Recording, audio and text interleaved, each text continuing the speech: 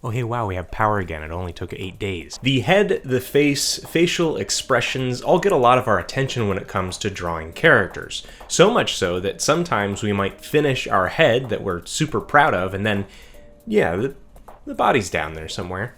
Coming up around the 2010 era of webcomics, you'd have a lot of characters that were carbon copies of each other structurally, and the only difference between them would be hairstyle and what logo was on their cylindrical body t-shirts. It might seem intimidating to learn how to draw bodies, especially when confronted with yikes, I have to learn all those muscle names and stuff. But there's actually a much simpler means of learning to draw and design bodies that not only helps you to add variety to your character's body shapes and sizes, but also actually helps you to make more interesting and dynamic poses.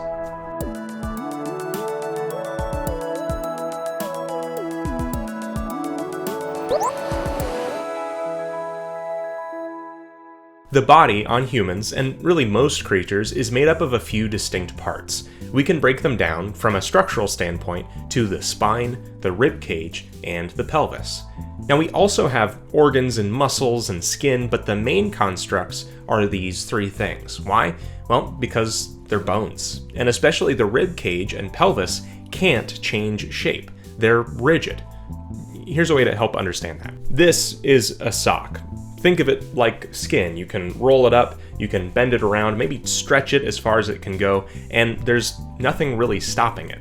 These are two apples. Now, of course, you can crush or cut or bite into these, but as they are, they're rigid bodies. They aren't really moving, and they don't have moving parts. But now we add these two apples to this sock, and now we have our body. They can move and twist. The sock takes their shape and fills in the gaps in between, and it can even stretch a little bit too. As far as structure goes, this is our starting point with the body. With more realistic humans, these apples are the ribs and pelvis, but even when you're creating something very simple like a cartoon character, the sort of bean shape that we build still benefits from having two structures within it that are influencing it, even though it's super stylized.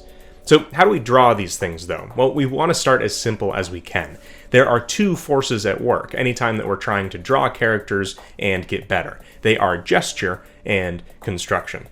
Construction is the accurate, dimensional, rigid structures adding dimension to something flat, and gesture is about the flow, the energy, and general curvature to our drawing.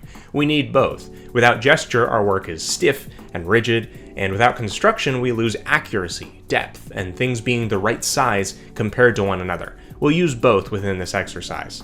First of all, our spine is naturally curved. Now we could go through the effort of drawing each individual piece of the spinal column and building it out as a 3D shape, but the more practical thing for us to do is just to create an S-shaped line to indicate the spine. The spine starts in the neck, and it meets the ribs and pelvis in the back.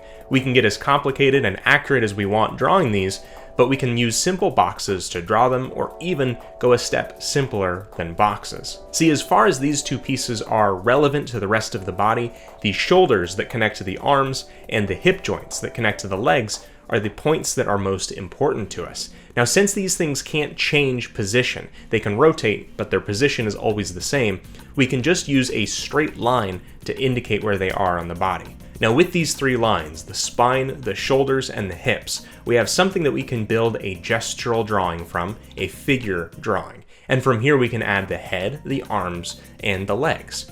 Now if these lines are parallel to each other, it's like you're standing straight up and down. But if in person you try to rotate your body, your shoulders can twist all the way one direction. Your pelvis can twist too, to a point. And you can also bend either sideways or frontwards or backwards a little. So as an exercise, if you're able to, try and make a pose that you'd like to draw. Act it out in person. Maybe take a photo in the mirror or have someone else take a photo of you. And then try and figure out how to draw that with our simple shapes here. Acting out what you want your character to do is a really helpful way to intuit the drawing, and you're also able to very quickly find out whether or not a pose is possible. From here, you can add lines for the arms and hands, try to balance the character, but this origin point of the body is now super strong. When it comes to stylizing, even with realistic humans, we have a ton of variety with sizes, proportion, muscle, fat, and we can create interesting silhouettes just from accurate, real people. But we can also use gesture to start with overall shapes and inform the body from there. I think it goes without saying that having a cast of characters that are all sort of unique from each other in terms of body is a lot more interesting than a set of gamer shirt bowling pin cylinder people. One thing I talked about in my Draw Better Bodies series, which is very old at this point, was starting with heads in a line all the same size, but at different positions off the ground. This inherently changes the height of the characters, but it also changes their proportions. And filling in these spaces with different weights and shapes of characters, in addition to height, is a great exercise not just in drawing better bodies, but in character design in general. We go into all these concepts in this video more in depth in the Learn Character Design course, which has recently been completely remade and covers all things drawing, design, and story. People have been asking if you can take the course if you don't know how to draw yet, and the answer is absolutely yes. It's made so that someone who's never drawn can start at the beginning and gain confidence in their drawing ability through some fundamental skills. There is a new Biko's backpack for August that I haven't been able to show you yet. I actually finished up the last bit of it in the car with the AC running because of this whole power outage this past week.